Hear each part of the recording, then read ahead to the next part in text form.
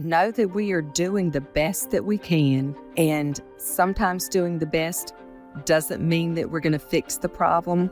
Sometimes it means that we help them to die with dignity. All right, here we are with Eugenia Bishop. Is that right? That is correct. Eugenia, it's so great to meet you. For our listeners, Eugenia, you are an RN who focuses mostly on travel nursing. Is that right? That is correct. I have been travel nursing full-time since 2010. Since 2010. Yeah, okay, so good 14 years. There's definitely certain perceptions about travel nursing and a lot of common misconceptions that I'm sure you know and you've heard of. And I wanted to ask you, do these common misconceptions kind of reflect the reality of what a travel nurse actually is and does? No. Some of the things that I heard, particularly pre-COVID, they would say that only the lazy nurses were travel nurses. They would say things that travel nurses were diverting drugs, and that's why they were doing travel, so that they could move around to decrease their risk of being caught diverting. So those are the things that I heard. Since COVID, it's been, well, you're just a travel nurse because of the money. No, baby, I was doing travel before COVID. So explain that to me again, the risk of the drug risk. So there was a misconception that nurses move around so that they're not detected when they're diverting drugs. Stealing drugs. Correct. Yes. Diverting drugs. Yes, diverting. Oh, that's one that I have not heard of. Oh, that was very common. A common misperception. Not that it was a common practice, but so oftentimes I heard that travel nurses were lazy and or they were drug addicts who were diverting, and so they would come into these various hospitals and stay for a short period of time and then move on to decrease their risk of being caught.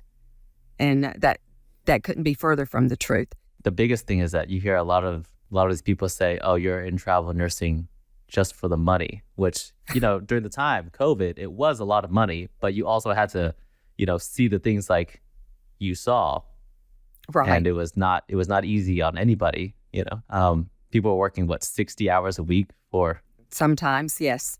And the thing, that's when I let them know I've been doing this long before COVID. So, I've even had patients that would say that to me, oh, you're making the big bucks. And I'm like, I'm working hard for the money. Yeah. And, I think another thing was even the staff at the hospital, a lot of them kind of the way they talk about travel nurses with a slight tinge of resentment. And I was wondering, in your experience, have you ever felt any sort of animosity from nurses that you kind of come in and work with? The ones who feel like you guys are just there for a quick buck, short assignment, just there to work and get the hell out and not really adapting to the culture of their hospital. Like, has that ever happened to you where you kind of felt sidelined or mistreated? I have on occasion had that happen. I believe in addressing a problem when it comes up, not to be confrontational, but to get the truth out there. There was one occurrence where a nurse said that she felt I should have the most difficult patient because I was making the most money. I said, well, we can have a conversation out here in front of God and everybody, or you and I can go to the back and have a conversation. And I explained to her, because she didn't want to go to the back with me, I explained to her that I worked just as hard as she did. I understood if she didn't feel comfortable taking care of the difficult patient because of whatever her inadequacies were, but I'd be more than happy to take that assignment. Ooh, that's a good answer. I don't know if I've ever met a nurse who's worked as a nurse for as long as you, 34 years. What do you think? Has it changed a lot since? Like, what's the biggest difference from being a nurse in 1990 to being a nurse in 2020? Well, when I first started, nursing was not recognized as a profession. Nursing was simply recognized as a job. The biggest change that I've seen is the required education, continuing education. And with that, we have nurses that are going into research, nurses who own their own businesses with the CRNA and the nurse practitioners that are rolling out now. They have their own offices, lots of them providing spa-like treatments and things like that. So that's a big shift. But also with this shift in healthcare in general, we have the hospitalist in the hospitals. We have intensivists in the ICUs. It's sad to say, but I don't think nurses think through processes as much anymore. So we've had some of the autonomy and that strong knowledge base that was being provided early on when I was a nurse to rolling through tasks and things like that. You have the required education in CEUs, but at the same time, you're not allowed to use that knowledge that you're gaining. For example, there was a time when we could use our own judgment in giving medications. If you had a patient whose heart rate was 56, you were not going to give them metoprolol. If a doctor doesn't specify today to hold if heart rate less than 60, a nurse is not going to hold that medication.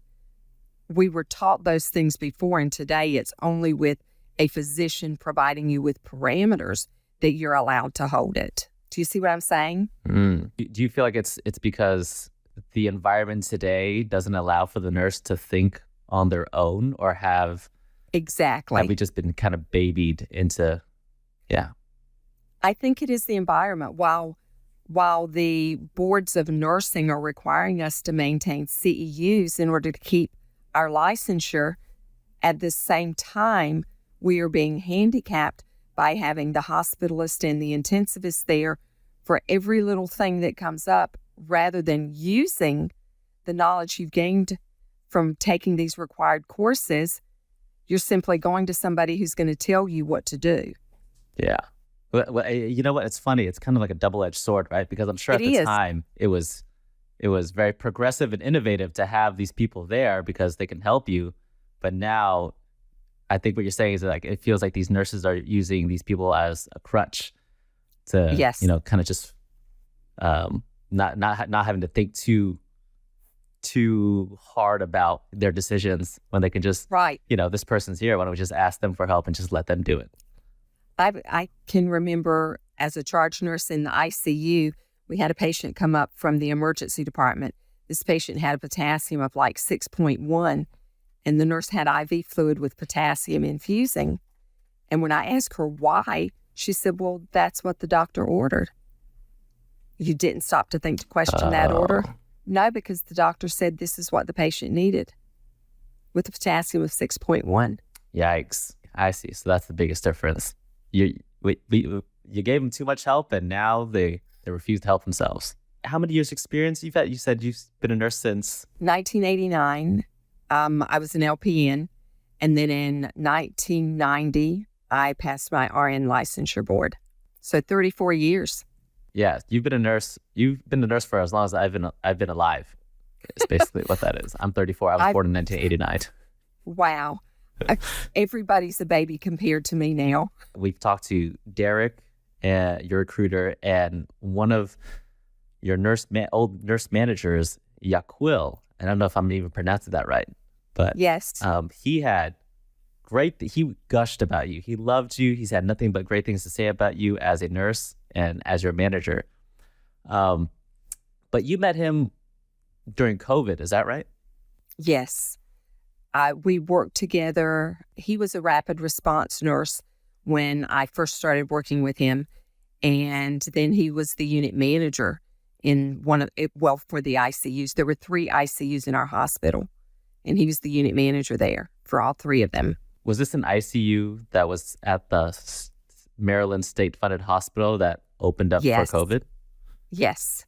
So okay. So I didn't know that happened. Can you maybe explain to our listeners what that was? As we all know, there's this crisis in healthcare, and hospitals are closing across the country.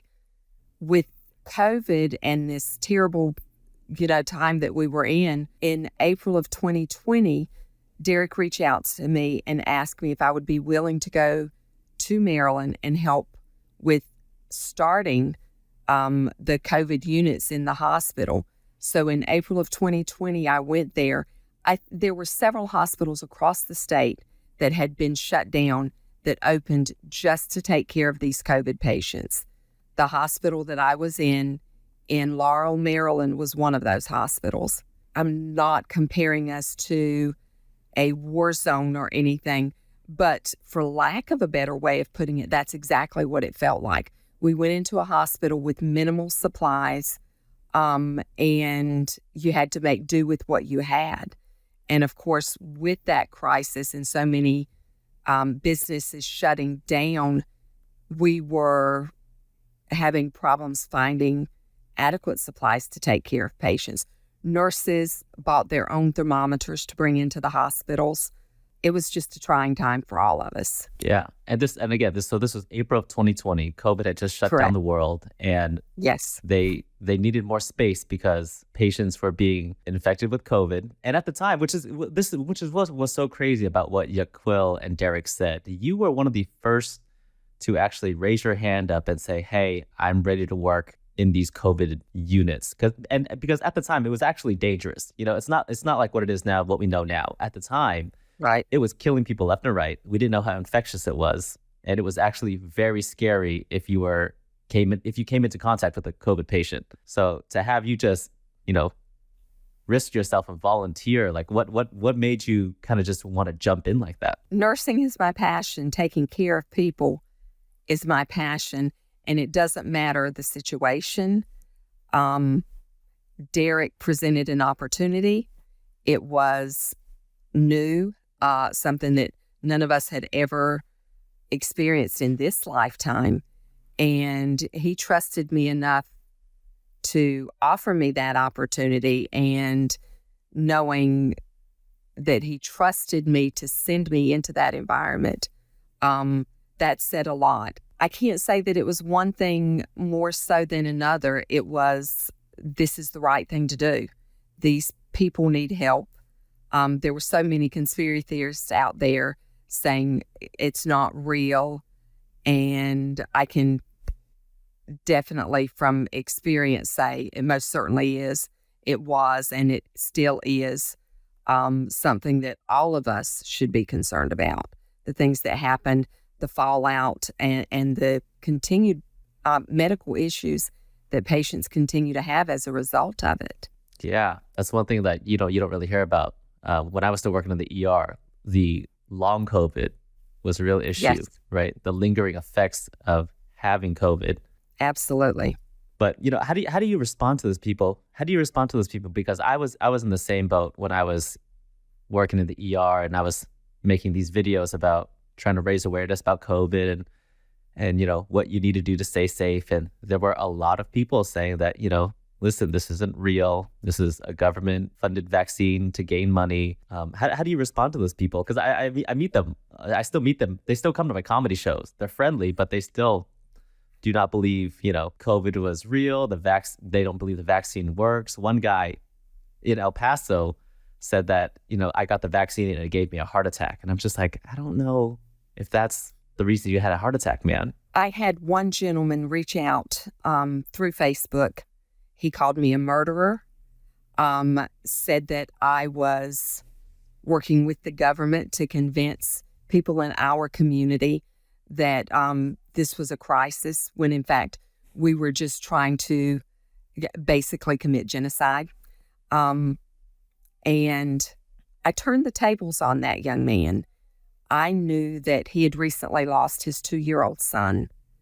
And as he's calling me a murderer and everything, I stopped him dead in his tracks when I said to him, "You don't know me from Adam's house cat. And for you to call me a murderer is so unfair when every day for the last 3 months since your son died, I have said prayers for you and your family, because no one should lose someone they love when that person's not sick. It's a result of a tragedy.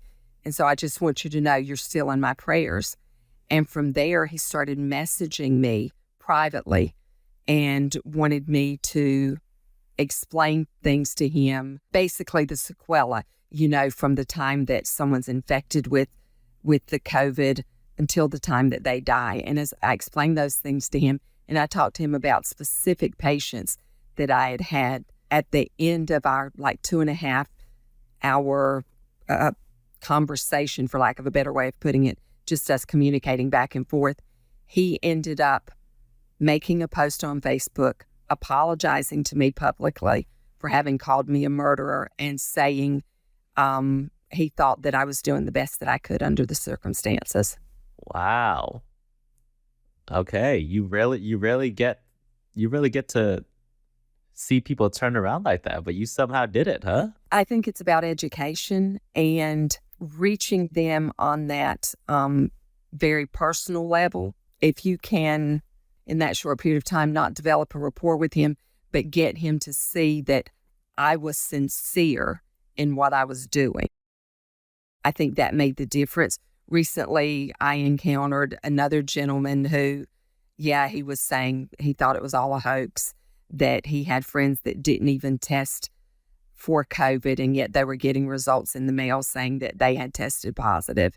And I just called BS on that, Yeah, and it kind of just, it's so great that you chose, to fight back with education and kindness. And I think it's definitely speaks to what type of nurse you are, because I know working in the ER and working with, patients, that it can get a lot sometimes, right? Even if it's not about the vaccine, family members of patients who come into the ICU, who demand answers, they demand answers. They're frustrated. They're scared. They don't know what's going on. And for you to have someone like you to, instead of pushing back and be like, this is just how it is, rather than saying that, you give them the time to explain to them exactly what's going on. So I think that's great. And I think that was another thing that Yaquil said about you while you were working in the ICU during COVID, right? Because remember, at the time, this was one of the first times I remember where families were absolutely not allowed to come back with their loved ones. Right. So it was just, right. So they weren't there. So they would have to call in and check in and figure out what the heck was going on. And Yaquil specifically said you would take as much time as they needed to feel at peace with how their loved one's doing. You explained everything thoroughly. You always, you always picked up the phone call. You never left them in the dark. You always explained exactly what was going on. You were always great with the family members of the patients. And I guess I wanted to ask you, why do you feel like doing that, being like these little gestures are so essential for you as a nurse? You're not going to trust me to take care of your loved one if you don't know what's going on, and if I don't know what's going on. So I have to explain to you what is going on with them, not just in the disease process, but also emotionally and psychologically, to form a bond so that I know what I'm doing, and I'm doing the best that I can for this person that means so much to you. I can remember a patient whose family wanted desperately to see him. I pushed his bed over to the window, raised it as high as it would go, put a sign in the window so they would know which window to look in, and then gave him my phone, and we called his family so that he could talk to them before we put him on life support. If you ever lose that compassion, that human component of touch and love for your fellow human being, you don't have a reason to be at the bedside. You don't have a reason to take care of other people. Oh, wow. And thank you for sharing that. What ended up happening to him? He died after 5 weeks. Yeah. And it's one of those experiences that it will never leave you, because he rolled into my ICU in a wheelchair, terrified.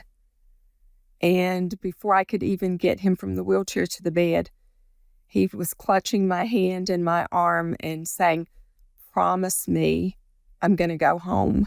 And the only promise I could make to him was that I and our healthcare team we're going to do the absolute best that we could to ensure that that happened. And sometimes that's all. That's the most that you can do, is just to always do your best and assure them that you're doing everything you can, knowing that sometimes everything you're doing is not enough. Yeah. Wow. Ah, geez, that's so heartbreaking. But that was just kind of the reality that you were in. You jumped right in. You started this hospital to take inpatient COVID patients. So thank you. I don't know what to say. It's such a crazy story. And you were on the East Coast, so you guys really took the brunt of it. Over here on the West Coast, we prepared as much as we could for it, but I don't think it ever got as bad as what you guys had. It was very frightening. It was scary. It was a scary time. Yeah. And it must have been so rough to see all that constantly, day in and day out. I wonder, like, how did you stay sane? How did you stay from burning out, Prayer and meditation and the support of my family. My husband was there with me during that time. He was able to work from home or from the camper. And so he was right there. He drove me to work. He picked me up at the end of the day. And it was always, how was your day? He would allow me to talk and express those feelings that I'd been holding in for most of the day until I could get outside and just let it all out. What does your husband do?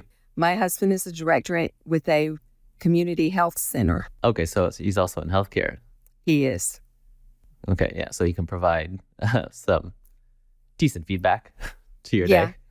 Well, that, and he has a degree in psychology. Ah, there you go. Yeah, definitely needed that during COVID. Yeah, again, that story is just so crazy to me. How long did you have to work at that hospital for? I went on board April of 2020, and I left in April of 22, just before they closed the doors of the facility. Oh, they ended up shutting it down.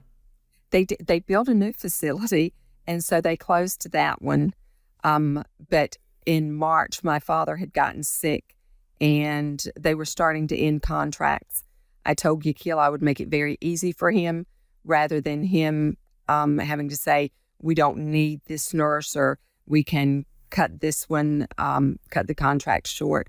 I left so that I could go home and take care of my father. What is the most important lesson you've learned as a nurse over your 34-year career? To treat everybody with dignity and respect. To always be kind.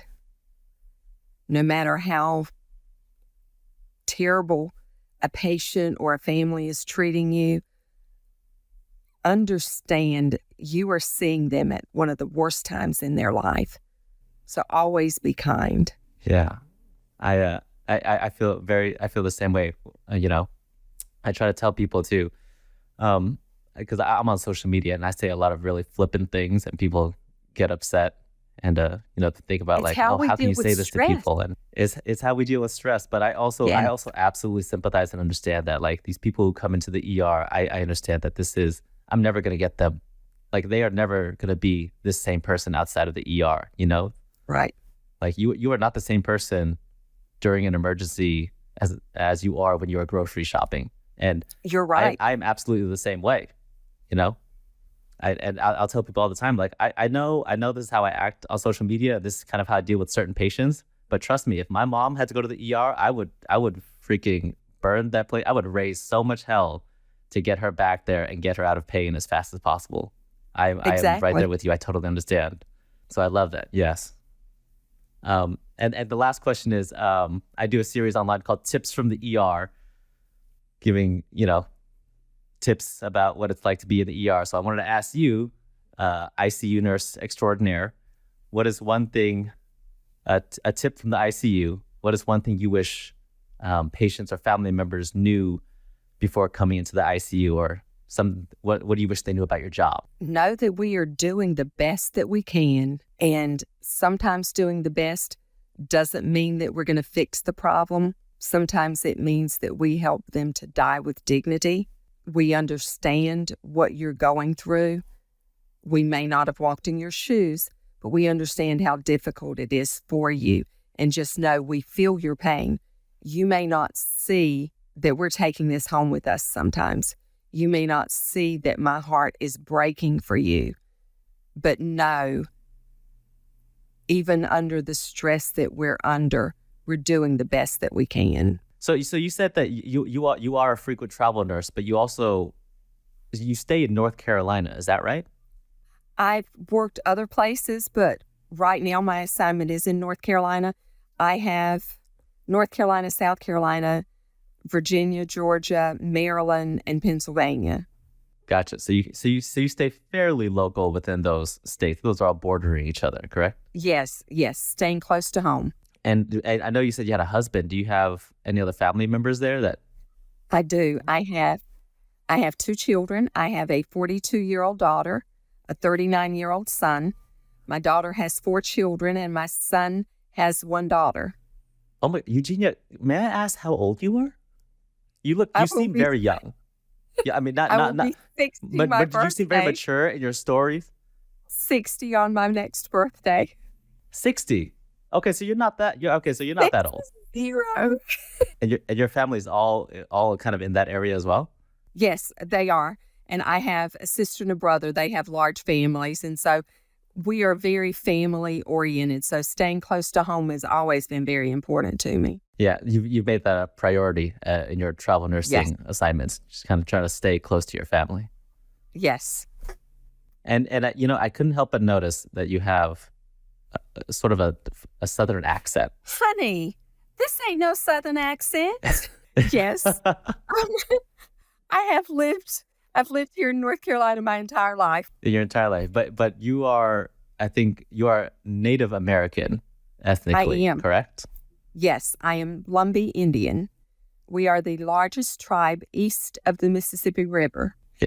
Yeah. And so I correct me if I'm wrong. I'm not from over there. I'm from California, but I don't know if that's common or not to have a Native American and Indian with a Southern accent. Oh, yeah. It actually, the tribe that I'm a member of, a lot of the older Indians particularly speak with an Old English dialect. So this is actually an educated Southern dialect, as opposed to what you would hear if you were talking with my father or if you had talked with my mother or one of my grandparents. Growing up as a Native American with your tribe, surrounded by your family, but also in North Carolina, like what was that like? Part of the Southern community, as well as being Native American Indian, there's a commonality, and that is community and family first. Being in the rural South, there were some challenges with racism, and we still see that from time to time. I don't dwell on those issues. I'm way more mature to, focus on those small things in life that I can move beyond. If you don't like me because of who I am or what I am, that's your loss.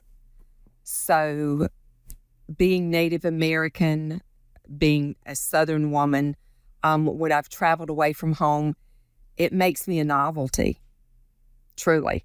And so growing up like that, being faced with those challenges as a Native American Indian in the South, do you think how has that like influenced you as a nurse? It made me more resilient.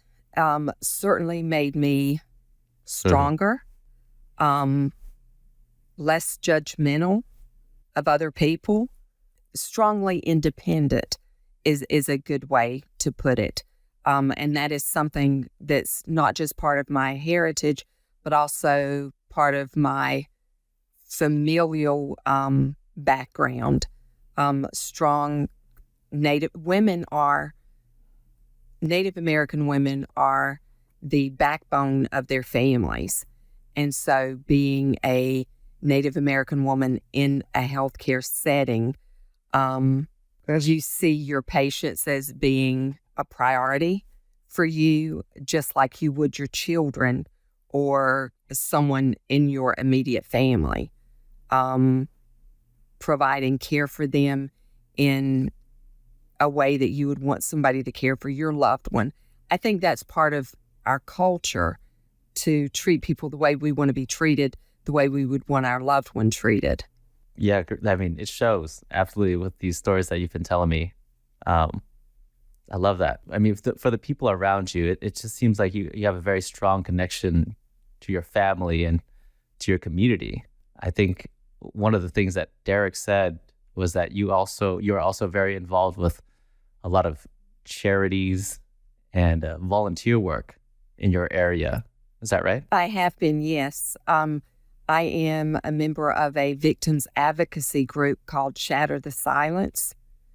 It is a group that started tragically, a mother whose daughter was found murdered, and she has been fighting for justice since 2017 when that happened. She started this group. There are over 10,000 members. So we are their voice. We participate in local parades, but also have marches to bring attention to so many victims in our community, victims of murder and violent crimes. And I think he also mentioned that you are working with, did he say something about substance abuse patients too that you were volunteering for or donating to? Is that right? So I have a very good friend who was a CEO of a corporation. So she's very familiar with writing grants and writing for grants. We have been talking about starting a drug prevention program and helping the community. In our state, the drug overdose deaths are affecting our Lumbee tribe greater than any other population in the state. And that's very disturbing to me. And so the goal is to not treat the addiction later. We would like to prevent the addiction from ever happening. And so getting a list together of social workers, educators, people who work with children, because that's where we have to stop this, is working with these children, recognizing at-risk children and teenagers and giving them an outlet, working with them to prevent them ever reaching out to drugs as a crutch. Yeah.